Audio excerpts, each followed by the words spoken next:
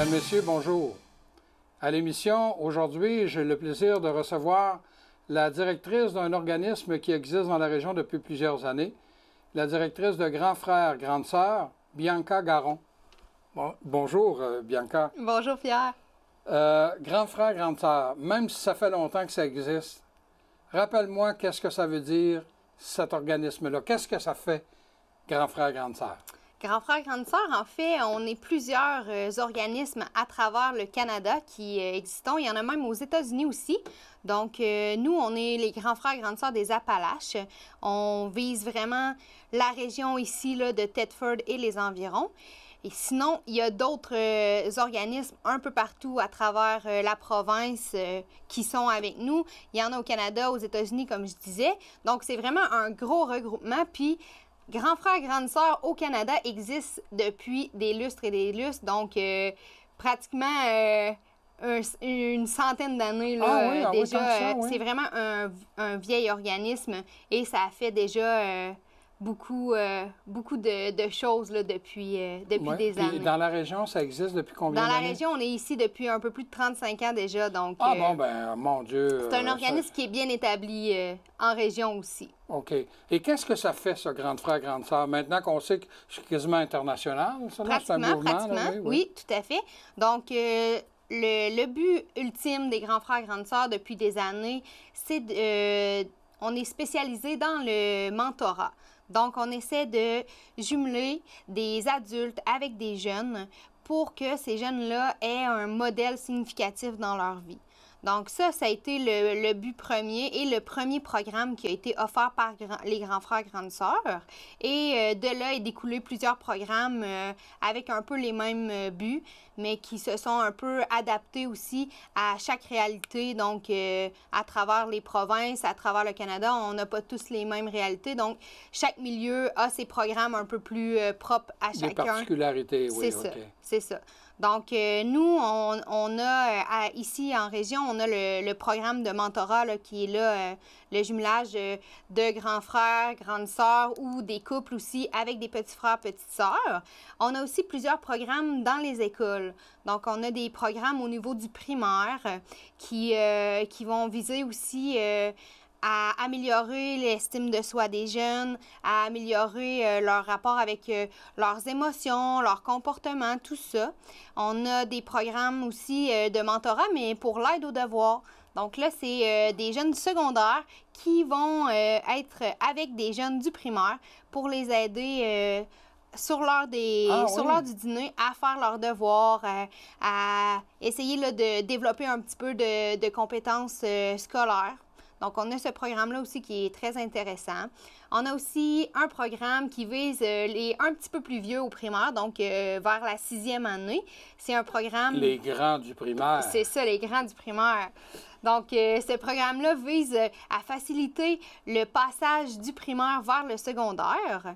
Donc, on va viser les jeunes de 6e année pour leur inculquer un peu une méthode de travail qu'ils vont pouvoir utiliser au secondaire pour leur apprendre aussi des bonnes habitudes de vie pour faciliter la transition au secondaire, puis pour qu'il y ait un petit bagage pour être prêt à affronter le secondaire. Oui, parce qu'il y a une marche, là. Il y a une énorme marge entre le primaire et le secondaire. Tout à fait. Tout à fait. Comme il y en a une entre le secondaire et le collégial. Tout à fait. De là m'amène, on est en train de développer un nouveau programme, en fait, cette année. Donc, on va avoir un nouveau programme qui va être établi bientôt pour justement faciliter la transition du secondaire vers des études supérieures. Donc, ce projet-là est encore dans le four. On est en train de fignoler quelques petites choses à propos de ce projet-là, mais il va être bientôt là, offert dans nos écoles polyvalentes dans la région. OK. Mais tous ces programmes-là que tu viens de m'énumérer, que ce soit l'aide aux devoirs ou encore la transition entre le secondaire, entre le primaire et le secondaire, et même pour l'estime de soi et tout ça, là. Oui. Vous êtes combien pour faire ça, vous autres, là? On a une belle équipe. On n'a pas une très grande équipe, mais on a une belle équipe. Donc, on est 4 environ à temps plein et on a des gens qui sont aussi à temps partiel avec nous pour nous aider à compléter l'équipe. Et pour faire partie de l'équipe, ça demande quelle spécialité? Vous êtes des éducatrices, je suppose, spécialisées? C'est ça, en grande majorité, c'est Oui. ça. On a des éducateurs spécialisés, éducatrices spécialisées qui sont avec nous. C'est sûr que ça prend une formation dans un domaine social pour justement être plus outillé pour travailler avec les enfants, les ados, tout ça. On est vraiment dans la relation d'aide.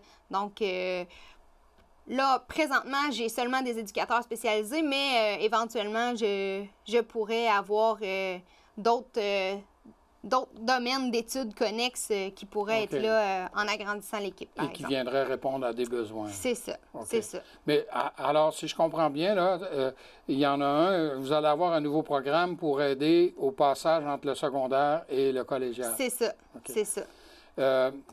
Maintenant, il y a des bénévoles aussi, là. Oui, tout à fait. Les grands frères et les grandes sœurs, Oui, habituellement, c'est des bénévoles, ça? tout à fait.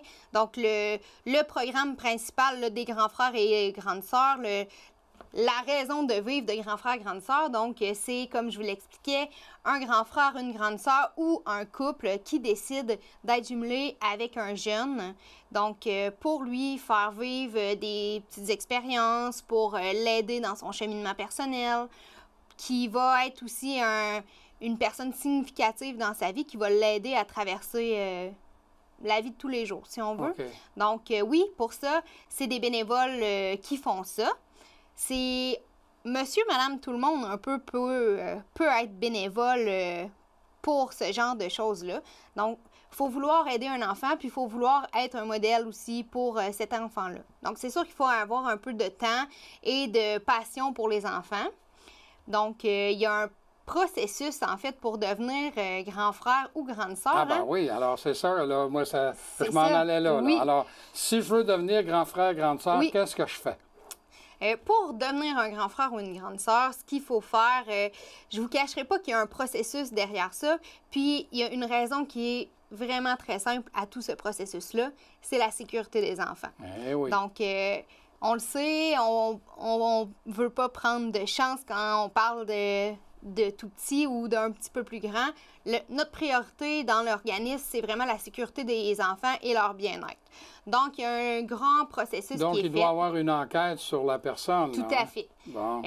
Une des choses qu'il faut pour être grand frère, grande sœur, c'est qu'il faut un casier judiciaire qui est vierge. Donc, il faut que la personne soit libre d'antécédents judiciaires. C'est le critère numéro 1, je dirais, pour devenir grand frère, grande sœur.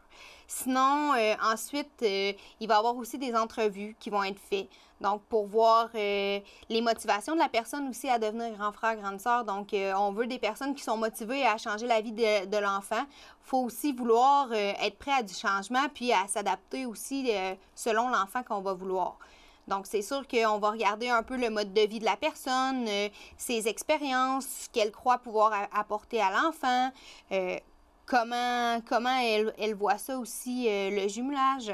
Donc, c'est vraiment ça que nos intervenantes vont essayer de voir si les gens qui veulent devenir grand frère, grande sœur sont vraiment aptes et conformes à devenir des grands frères, grandes sœurs. Est-ce qu'un futur grand frère ou une future grande sœur Oui.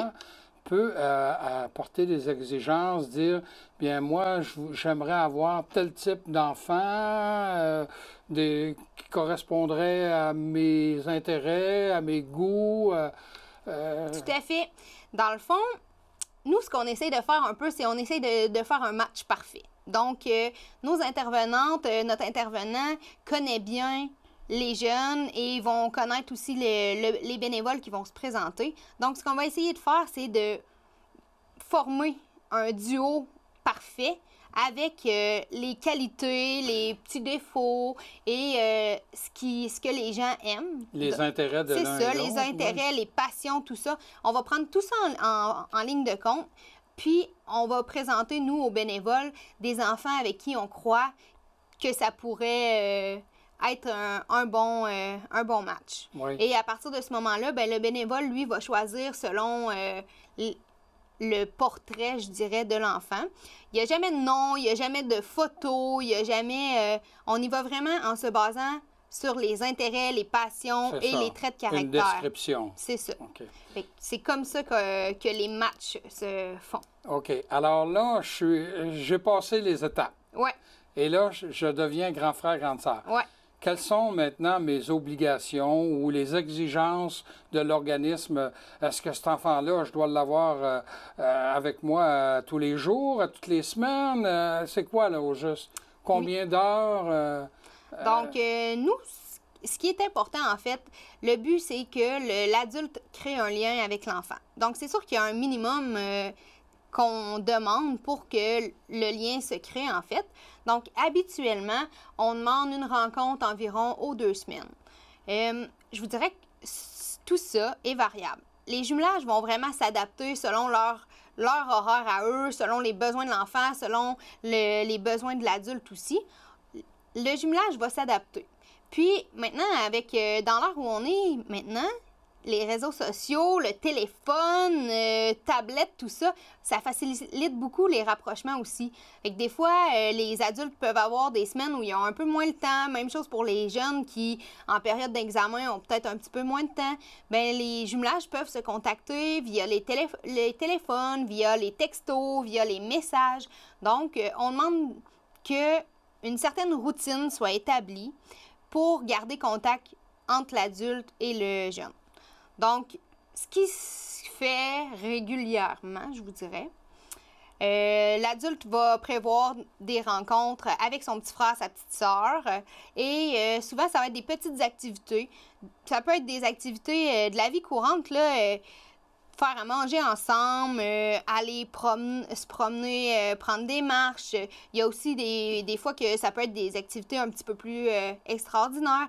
Le but étant que le bénévole et l'enfant fassent des activités ensemble où on peut développer des compétences, où on peut s'amuser. C'est vraiment de s'adapter aux jeunes et à l'adulte pour que la relation soit créée le mieux possible, je dirais. Mais le grand frère, la grande sœur ne garde pas l'enfant chez lui, là. Non, c'est ça. C'est pas une gardienne, c'est pas une nouvelle famille non plus. Ouais. C'est vraiment, comme je disais, une fois par semaine, une fois aux 2 semaines, le grand frère, la grande sœur va chercher son petit frère, sa petite sœur, et là, peut l'amener chez eux, peut l'amener à un endroit qui sera prédéterminé pour 1 heure, 2 heures, 3 heures peut-être, ou la journée au complet. Puis ensuite, l'enfant retourne dans sa famille là, à chaque fois, comme ça. Donc, si je comprends bien, c'est assez flexible. C'est pas obligé que ce soit toujours un samedi ou un dimanche. Tout à fait.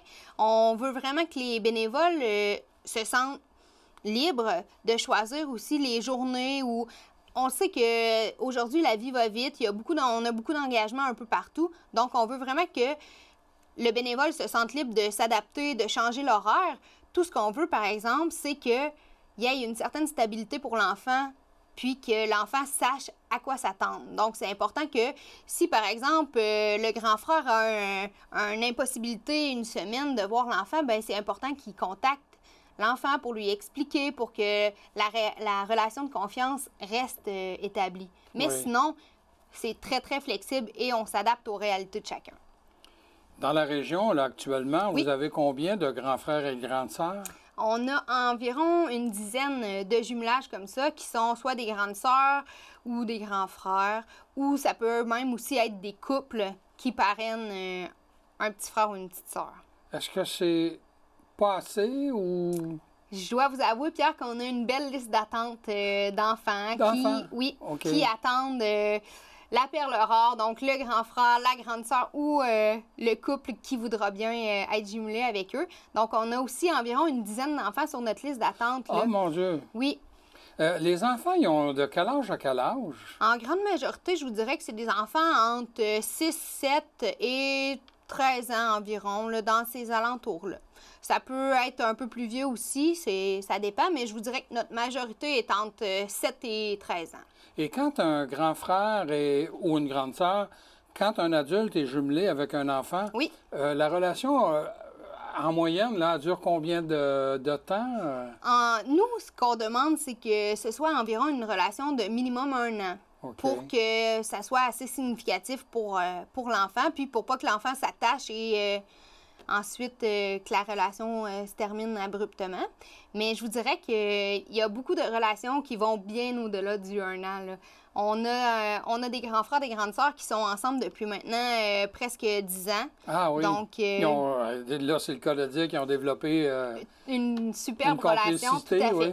On a aussi des jumelages qui sont terminés, donc soit que l'enfant est devenu plus vieux, puis que maintenant il est majeur, donc ça sort un peu des critères du programme, mais qui ont gardé contact avec leurs grands frères, grandes sœurs. Donc, ça arrive que la relation se poursuit pour toute une vie, là. On en a des cas comme ça qu'on sait, qui maintenant sont rendus très grands, puis sont dans une vie d'adulte et qui voient encore leur grand frère ou leur grande sœur.